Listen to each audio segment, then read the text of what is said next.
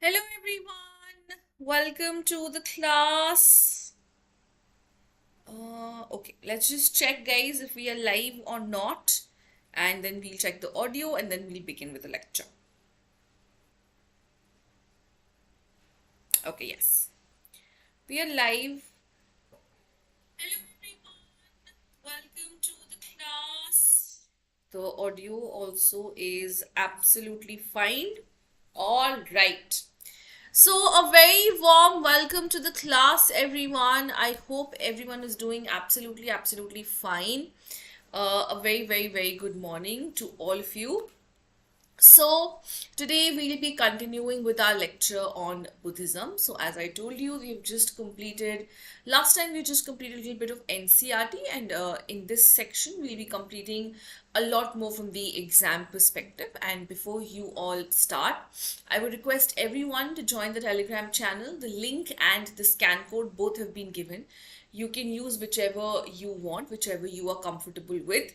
Now, why should you join this particular group? This is where you will get updates regarding your classes. At the same time, you will also be getting your notes. So whatever we upload, that would be given to you in the PDF format in here. So without any further ado, let's start with the lecture. So what had we started with in the last section? In the last class, we started with Buddhism. We look at the origins and everything else. And we were focusing actually on the teachings of Buddhism, the doctrines of Buddhism. I told you about the three pillars. I had told you about the Four Noble Truths. And now we're going to move to the Eightfold Path of Buddhism. Okay? That's another aspect of Buddhism which is like very important, and that's what we will be focusing on.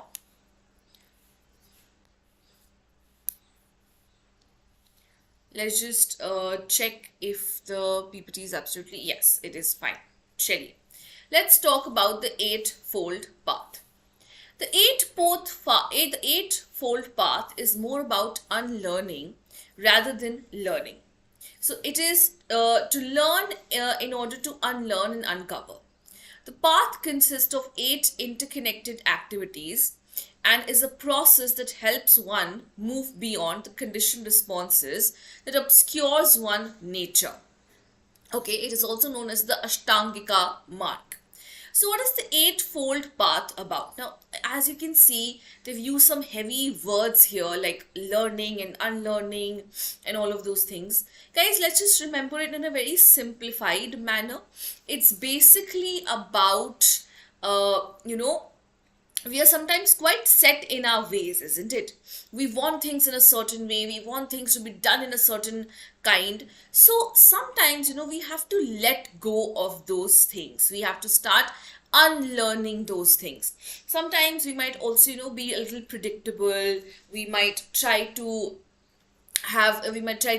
predict certain things. We might try to assume certain things, but it's not always advisable to assume things. It is always advised to see what actual reality is without already having a perspective, right? So that's what they're talking about here. Okay, so the Eightfold Path is more about unlearning your ways. Let's talk about the Ashtangika mark here.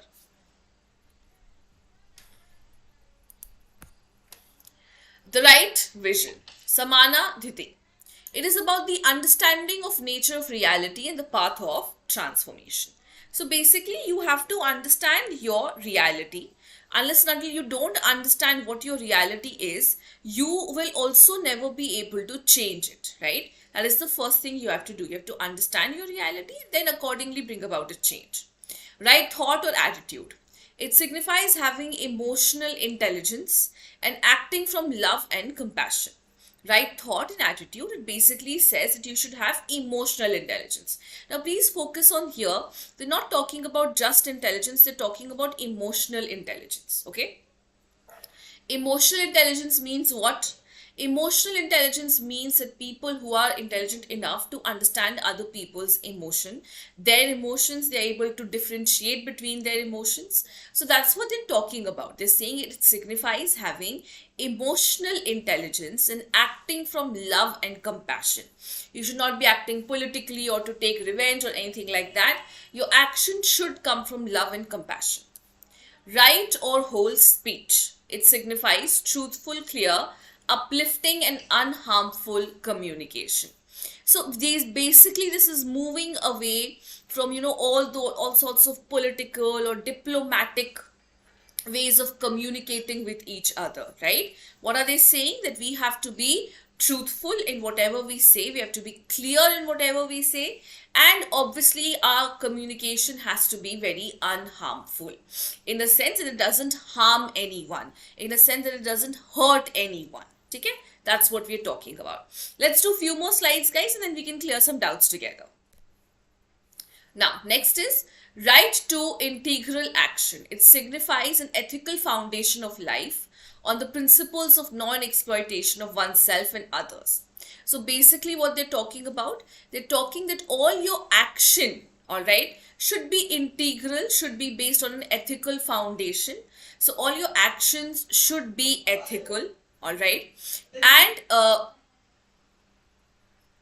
I'm sorry about that. All your actions should be in an ethical manner, all right? And you should basically follow principles of non-exploitation. In the sense, you should not exploit yourself also, and you should not exploit others as well. Okay. So, and there are certain five rules that you have to follow here. And these rules are basically for the members of the monastic order and the laity. Laity is basically the common people, guys. Okay? And monastic order is the Sangha we are talking about. Okay? So let's see what are the 5 rules they have to follow. First of all, they can't commit violence. Secondly, they can't take over the property of others. They can't indulge in corrupt practices. Basically, they can't indulge in any kind of sensual or sexual behavior. They should not speak lie. They should not lie. And they can't use intoxicants. They can't use alcohol. So these are some rules and regulations which is there for the monastic order, in the sense, for the Sangha, for the people of the Sangha, and also for the laity, which is the common people. This is something which they have to follow. Alright. Let me know if you have any doubts in any of these, first of these 2 slides. Okay. The live chat is open, guys. Let me see if you have any doubts.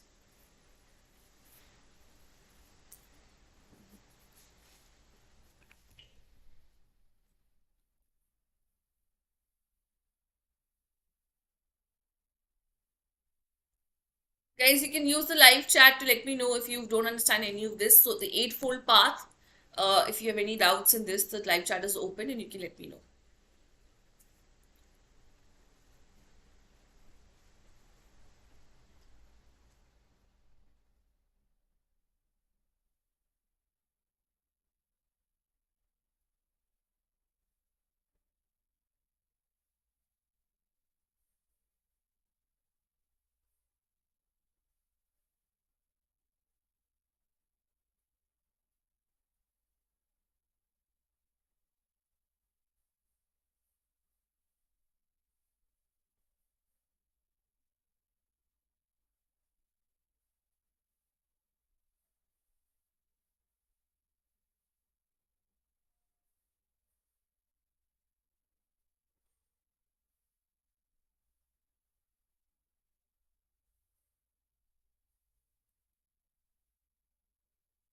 Okay, let's move ahead.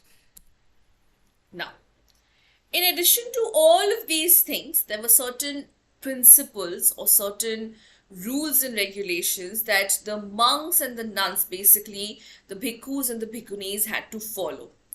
What is the first thing? They could not eat after midday. So after 12, they could not eat. Whatever they had to eat before 12. To refrain from any sort of entertainment and use of ornaments to adorn themselves. See, they are someone who have given up everything. They are someone who have given up all the worldly pleasure, right? So they can't entertain themselves. They can't have any sort of entertainment that they can go listen to music and dance and all sorts of, artistic format. And Also, they can't use ornaments to adorn themselves. Why? Because see, you don't, when you become a bhikkhu or a bhikkhuni, you are not supposed to be attached with your look. You're not supposed to be worried about how you look, because you are now beyond that. To refrain from using high and luxurious bed, and from handling gold and silver. So, okay, I'll tell you about this. So basically, the in the sangha, whenever you enter a sangha, you would be given a mat, also known as a chatai, and you will be given a thin blanket. All right. Now that is something you have to use for years around, unless and until it gets battered, tied down, sorry, toned down. Unless and until that happens, you can't be using luxurious beds, you can't be using, very soft mattresses, nothing like that. And obviously you have to refrain from handling money, because you are supposed to live in the minimal way possible. Okay. Now, right to proper livelihood, it lays emphasis on the livelihood based on correct action and ethical principles of non-exploitation. It is believed that this forms the basis of an ideal society. So what are they saying next? They're saying that everyone has, everyone should be basically laying emphasis, all right, on correct way of living, correct way of livelihood. So whatever livelihood you're earning, it should be in such a way that it does not exploit anyone. It should not exploit you, it should not exploit anyone else. Okay? Because only if you have this form of livelihood will you be able to form an ideal society. Okay, so guys, see, basically under right to integral action, these are the rules and regulations that they have to follow. Okay, till here is the rules and regulations, all right, and then from here again we are beginning with the ashtang, the eightfold path. Fine. Now next is right effort or energy. It signifies consciously directing our life energy to transformative path of creating and healing action that fosters wholeness, thus moving towards conscious evolution. So what are they talking about here? They're saying that our life energy should be directed to a transformative path of creating and healing action that fosters wholenessness, thus moving towards conscious evolution. So basically what they're saying that, our actions, whatever we do, should have a right energy. The energy which is transformative, in the sense, the energy which always pushes us towards betterment, energy that pushes us towards evolution, the energy that pushes us towards wholenessness, so that we are able to achieve a sense of completion.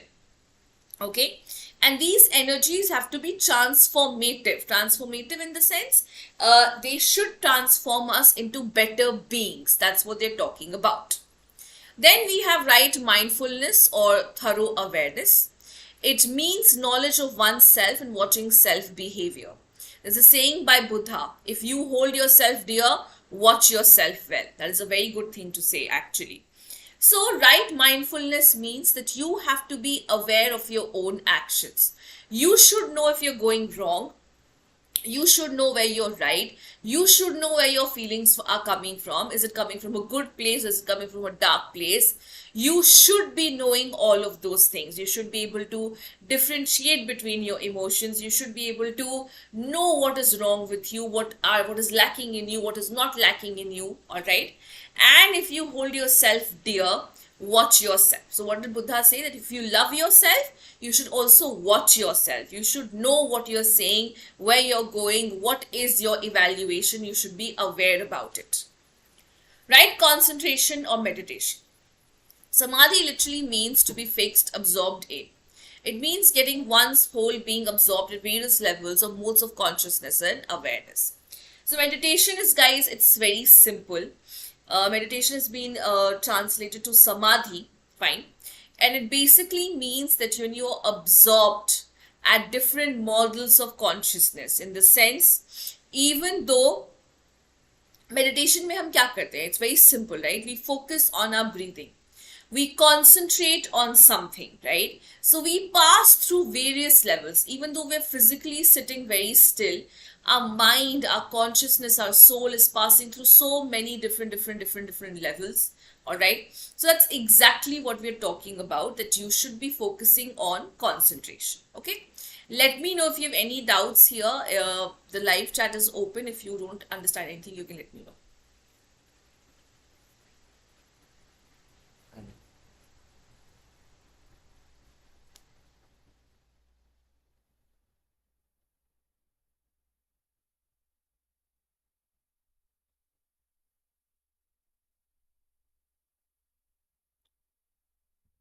If there's any doubt or anything that you might not understand, you can just let me know. The live chat is open, guys.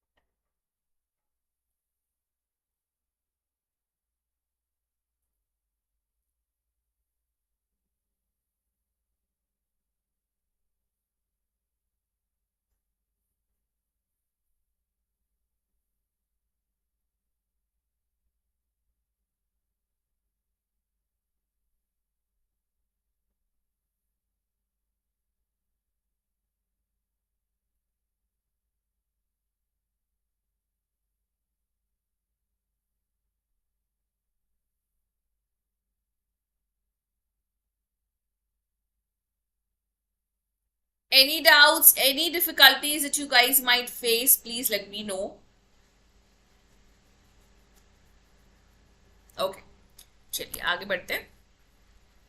Let's talk about the other important aspects of Buddhism.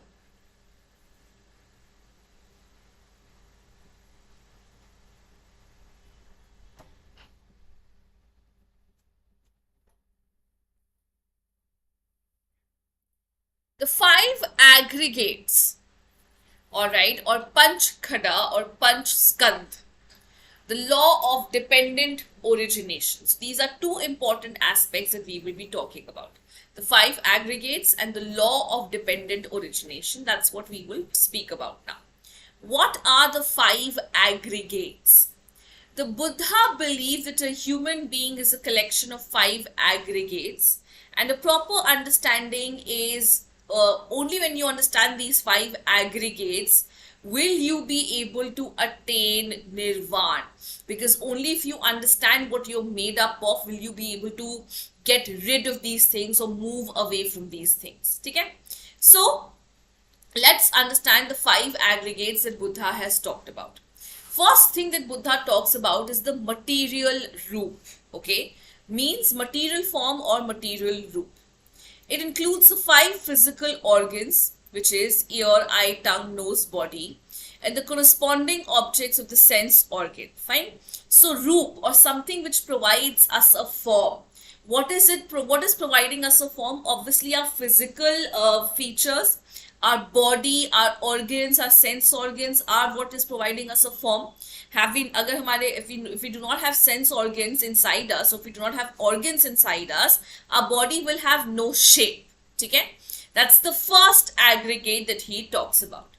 Second aggregate is the feeling of sensation. What is the second aggregate? The feeling of sensation. This aggregate of feeling arising out of contact with objects of the senses is of three kinds: pleasant, unpleasant, and indifferent. So the second aggregate, according to Buddha, is the aggregate of feelings. Fine. Now, what these feelings are not just something we touch and something we smell or something we see. It can also be our emotional feelings which are attached to a particular object or thing. So that is why they're saying that these feelings can be of three types: pleasant, unpleasant, and indifferent. Why indifferent? Because guys, there are many things that you are indifferent towards. We might not even care about them. So if something happens to them, we're not really bothered. We don't get that unpleasant feeling. Okay? Now, the next aggregate is perception. This aggregate is the capacity to recognize and conceptualize things by associating them with other things. So basically, perception means what? Perception means having your own understanding of something, or basically having your giving something your own meaning. So like for example, just an example I'm giving, when teacher explains you a concept, you just don't learn the concept, right? The teacher explains you have your own understanding, you have your own meaning to the concept, you use your own examples for the concept. That is what is known as perception. All right, so when you are able to recognize and conceptualize things by associating it with other things, other meanings, other things, that is known as your perception. Okay, so let me know if you have any doubts here, guys. Now I know this might be a little difficult to understand, so just take a look at all the points. Let me know if there's anything you don't understand, and then we will definitely take it up. And the live chat is open, you can always ask your doubts there.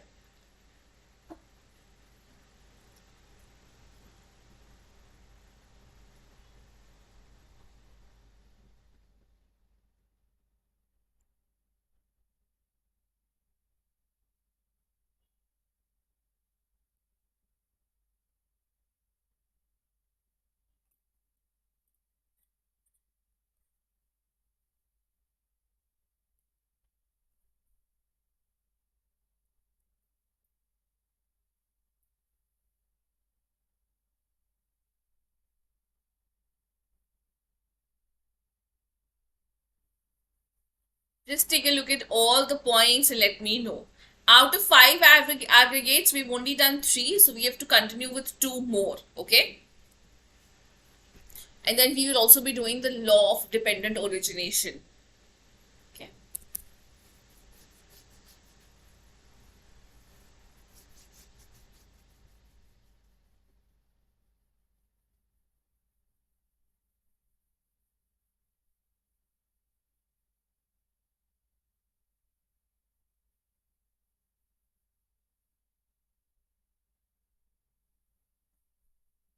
All right, let's move ahead. Okay. Then we have mental formation. This aggregate may be described as a conditioned response to an object of experience. In this sense, it partakes the meaning of habit as well. However, it does not have a static value but a dynamic value as well. Basically means what?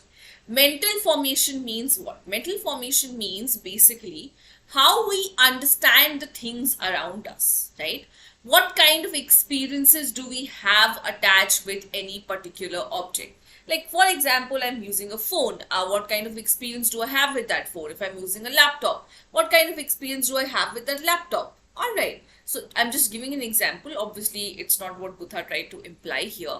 So basically, it means the habit as well, as in what kind of habits do you have? What kind of habits, what kind of things are you associated with? Okay. And obviously it will not have a static value. It is not something fixed, but it's something which keeps on moving. It is dynamic, it keeps changing, right? So the kind of experience that we have with others or the other object, other people, obviously it will keep on changing. Sometimes we might have good experiences, sometimes we might have very bad experiences as well. Consciousness. The aggregate of consciousness is indispensable element in the prediction of experience. It is essential to understand that consciousness depends on the other aggregates and does not exist independently. Consciousness means what? Consciousness basically means how aware are you? If you're experiencing something, how aware are you that yes, you have experienced something like that, isn't it? So it is essential to understand that consciousness depends on the other aggregates and does not exist independently. Fine. Means obvious baat hai ki consciousness depends on other aggregates means how we experience certain things or how we are aware about the other aggregates. Only when you're aware about the other aggregates can you talk about your consciousness, right? So that's what we're talking about here. So consciousness basically means how aware are you about whatever is happening around you or inside you or whatever you are feeling. Okay, let's do one more slide and then we can clear some doubts together. All right. Let's talk about the law of dependent origination. The law of dependent origination explains the reason of suffering as well as how you can liberate yourself from it. The law is associated with 12 links, nidanas, all arranged in a wheel, one leading to the next. The principle can be given in a short formula of 4 lines. So basically, what is this law of dependent origination? Now, this law states that, if you remember, Buddha said that dukh is an intrinsic part of human existence. Means everyone who is born as a human being is going to suffer, is going to have some kind of sorrow. Okay? So this law of dependent origination actually explains that how you can end the suffering, how you can liberate from it. Right? So it is basically given us 12 links or 12 nidan of getting over your dukh. Fine. It is like a wheel. So one nidan will lead to the other nidan. Fine. This law emphasizes on important principle that all phenomena in this world are related to each other. So just as I told you, so they're interrelated in a wheel, isn't it? So when one leads to the other, so what are they saying? They're basically saying that all the aspects of the universe or all the parts of the universe are actually interlinked with each other. Okay? क्या है ये? They are interlinked with each other and they do not obviously arise independently. ये अलग से नहीं होते हैं.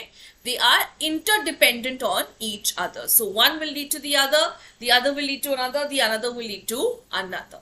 Okay? चलिए. Let's take a look at the 12 independent links. Ignorance, alright? Mental formation, consciousness, name and form, the sixth sense, contact, feeling, craving, clinging, becoming, birth, age, and death. These are the ways in which we can get away from our dukh or our sorrows. These are the nidanas or these are the निदान that you can follow. निर्वाण जिसको हम कहते हैं, ये आप इसको follow कर सकते हो to get over that feeling of sadness that you have, or basically to get over sorrow. Fine. So these are the things that you have to follow. Now guys, in here, please remember the names. You have to remember this.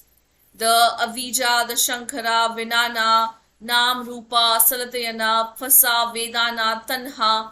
These are very important because they can definitely come as a part of your MCQ. They can give you these names, they can ask you these names, so they can give you these names and ask you this one. So that's very important. All right. So please do that. Please remember the names here. Okay. All right. Just take a look at all the points here. Just take a look at all the points from one side to the other and let me know if there's any difficulty that you're facing.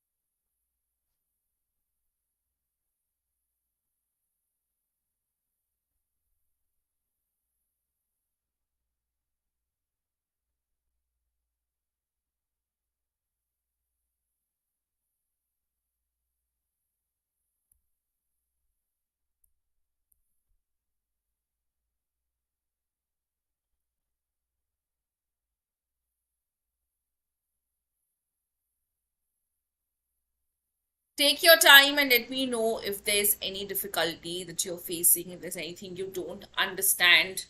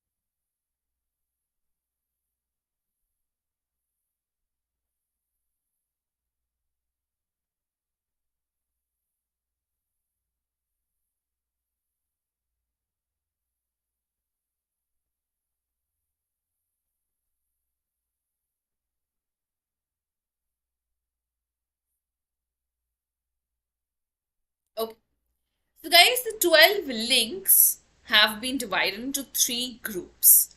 The 12 links that we just talked about, okay, they have been divided into 3 groups. First is defilement.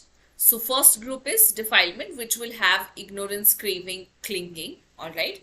So defilement is basically all the impurities that we have in our mind. Then we have action. So mental formation and becoming, all of this will come under action, okay. Suffering, consciousness, name form, sixth sense, feeling, birth, aging, death. All of these will basically come under suffering. Okay. So again, please remember this this classification also. It's very important from MCQ point of view. Okay. So these are the 3 categories. One is defilement, the other is action and suffering. Defilement, ignorance, craving, clinging. Defilement is the impurities. Action, mental formation and becoming. And suffering, consciousness, name, form, sixth sense. All of these will be a part of your this particular part. Okay. Any doubts and any difficulties, you're more than welcome to ask always. Chaliye. So with this, we have finished the basic doctrines of Buddhism. And now we will move on to the next topic and see the reasons as to why Buddhism had gained popularity. And then we will finally finish our lecture with the decline of Buddhism. Now there's a lot more that we still have to focus on. अभी बहुत सारा कुछ बचा है जो हमें इस पे फोकस करना है. So let's first of all talk about the reasons. Now Buddhism gained wide acceptance and popularity. With the support of Emperor Ashoka, it spread to various parts like Central Asia, West Asia, Sri Lanka. The various causes as to why Buddhism was at rise. First of all, it was liberal and democratic, right? So unlike Brahmanism, it was more liberal, it was more democratic, and particularly it won over the hearts of those who were not represented in the Varna system, and particularly those who were attacked in the Varna system, as I told you about the Chandals, the untouchables. Okay? So it welcomed people from all caste, all community, all religion, even women were admitted into the Sangha.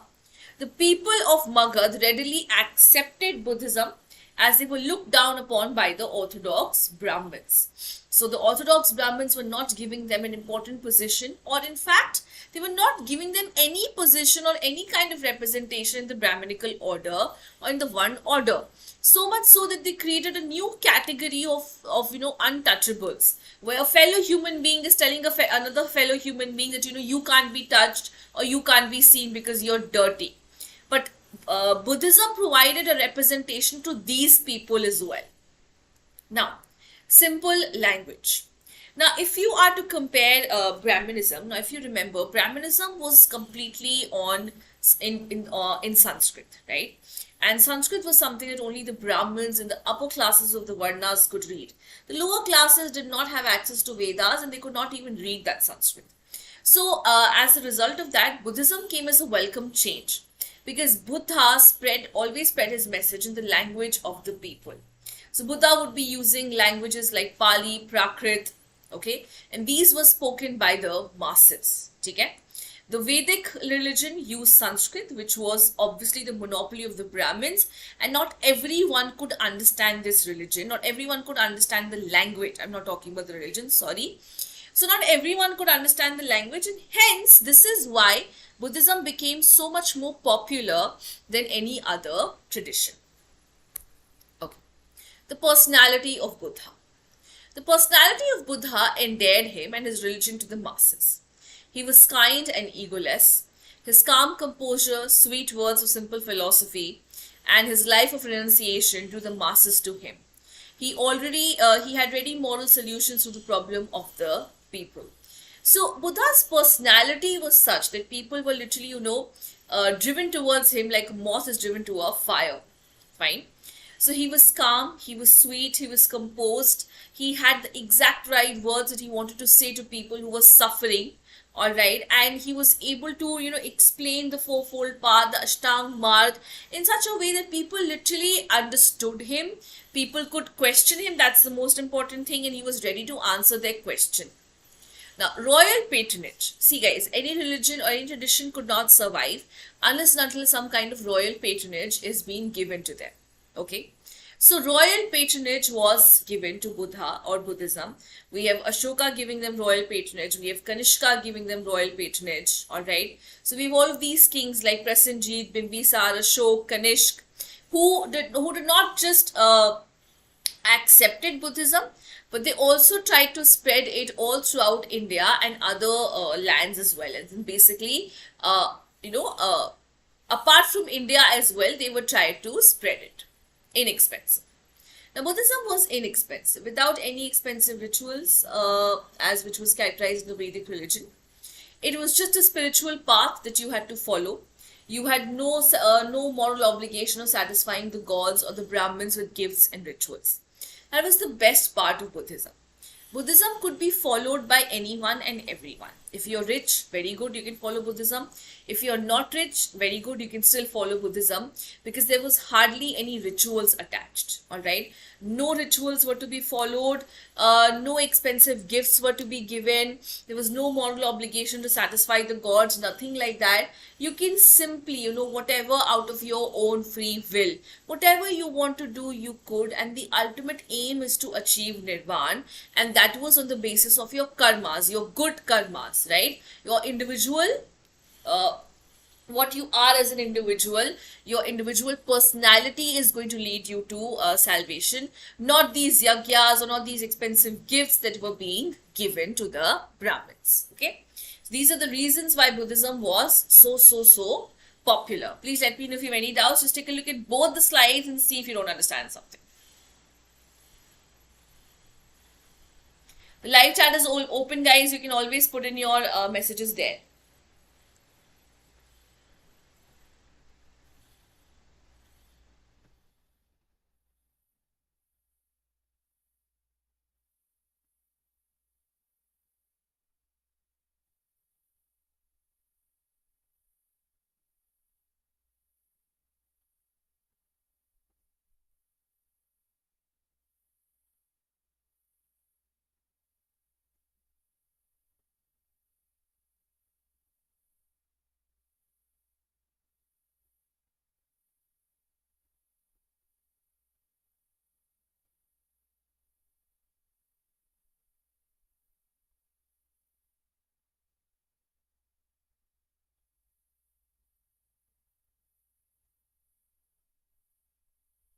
Please take a look at everything, both the slides, and see if you don't understand something and just let me know. The live chat is open.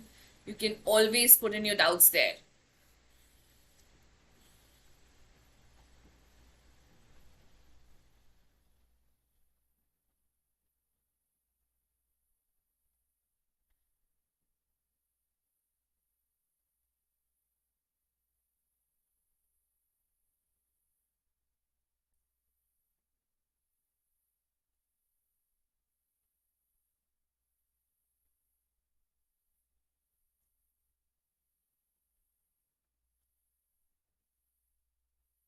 All right. Chilly guys, let's talk about the decline of Buddhism. From the 12th century, Buddhism began to disappear in the land of its birth. Basically, Buddhism began to decline in India. The reason are as follows. Corruption in the Buddhist Sangha. In the course of time, Buddhist Sangha became corrupt. Receiving valuable gifts drew them towards luxury and enjoyment. The principle prescribed by the Buddha were conveniently forgotten and thus started the degradation of Buddhist monks and their preachings. There was a lot of corruption in the Sangha. Earlier they were ardently following the Buddhist principles, whatever Buddha has explained to them. But now what has happened?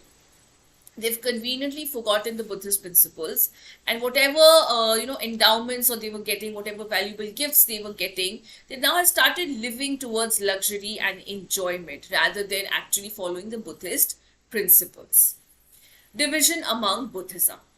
Buddhism faced division from time to time. The first division was between Hinayan and Mahayana. Then we have Vajrayana, Tantrayan, Sahajyan, all of these led to Buddhism losing the originality. It had become something else completely. With all the divisions that happened, new things were now being added. So much so that actually, towards the end, Buddhism was actually now being considered as part of Hinduism, which it was not. It was a different tradition altogether. Okay? Use of Sanskrit language. Pali, the spoken language of the most of the people of India, was the medium that was used by Buddha to spread his message. But Sanskrit replaced these at the fourth Buddhist council during the reign of Kanishka. Sanskrit was the language of the few intellectuals and the masses hardly understood them. So initially Buddha was always preaching in the language of the common people, right? But then what happened? Sanskrit was taken up as the new language in the fourth Buddhist council. Don't worry guys, I'll be telling you about the Buddhist council in the next class. So in the fourth Buddhist council, what happened? There was a change. The language was changed now. Okay? The language was changed, and obviously there was hardly any understanding. The masses did not understand this.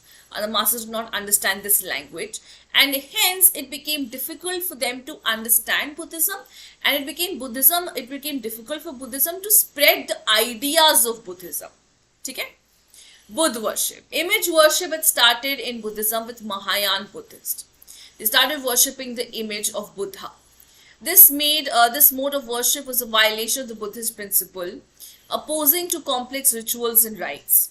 This paradox led people to believe that Buddhism was trending towards the fold of Hinduism. So just as I told you, Buddhism was changed to such an extent that it now became, it was now seen as a part of Hinduism, guys. Okay?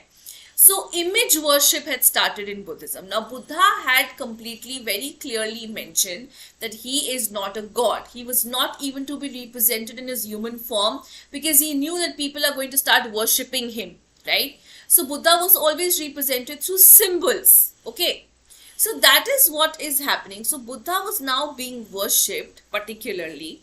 So Mahayana Buddhism, Buddha became God. He was now being worshipped. Individual agency of focusing on your karma had taken a backseat, and only worshipping Buddha would always lead you to nirvana. Okay? So that's what they're talking about. So that was another reason for the decline of Buddhism. Alright, let's do this slide and then we can end the session. Persecution of Buddhists. In course of time, there was a rise of the Brahminical faith again. Some Brahmin rulers such as Pushyamitra Shunga, Huna King, Mihir Kula and Shevai Shashank of Garud persecuted the Buddhists on a large scale. The large donations to the monasteries gradually declined.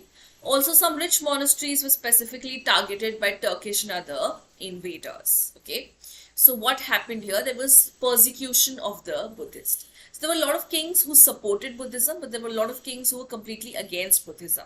So we have some Brahmin rulers like Pushyamitra Shunga, Huna King, Mihir Kula, or Shevai Shashank of Garud. All of these people started persecuting the Buddhist scholars, Buddhist monks and nuns, and also they took away or basically stopped the donations that were being made by the authorities. Then we have foreign invasion. I would not use the word Muslim invasion, guys. Let's use the word Turkish invasion because the term Muslim has actually never been used in our sources. The Turkish invasion of India almost wiped out Buddhism. Their invasions of India became regular, repeated. Such invasion forced the Buddhist monks to seek asylum either in Tibet or Nepal. And this was how Buddhism died in India, which was the land of its birth. So Buddhism is still a major religion in a lot of countries, guys. Sri Lanka, Nepal, China, Japan, it's still a very major religion. But it died in India. And why did that happen? Because of these various reasons. We also have the Turkish attacks, the Turkish invasions which was happening. And these invasions were so regular that the Buddhist monks who had no support from the kings also had to seek asylum in other countries, and hence Buddhism slowly faded away from India, which was the land of its origination. Okay, so with this, we will end our session today. I really hope that you guys have understood everything. If there's any doubts, you can always tell me in the live chat, guys. The live chat stays open throughout the class. If there's anything you don't understand, you can always put it there. Also, if you're watching the recording later on, and if you have any doubts, you can put it in the comments, and I will definitely get back to you on whatever doubts you have. But I would request I would request everyone to attend live classes, guys, because there it's better. Your doubts will get cleared once, in the class itself. So do that. All right, so we're going to stop here. We will continue with our discussion on Buddhism only. Okay, so that's about it. All right, so before you all leave, I would request everyone to join the Telegram channel. The link has been given, the scan code has been given. Why should you join the Telegram channel? Because this is where you will get updates regarding the classes. At the same time, you would also be giving your notes. Whatever PDF files that we upload during the lecture, that PDF file will also be available on the group. And before you all leave, I would request everyone to like the channel, to like the video, to share it with your friends, to also subscribe the channel, press the bell notification. All right, and also, guys, drop in a comment if there's something you like. Do tell us. Who doesn't love to be appreciated? And if there's something you don't like, again, we'll be more than happy to work on it, to change it. Fine. So do subscribe to the channel and also press the bell button so that you get notified whenever you get a new update. So that's about it from today's side, from my side today. I'll be seeing you all tomorrow at the same time, tomorrow at 10. So thank you so much, guys. It was an absolute pleasure to have you all here. All right. Bye-bye. See you all. Take care. Thank you.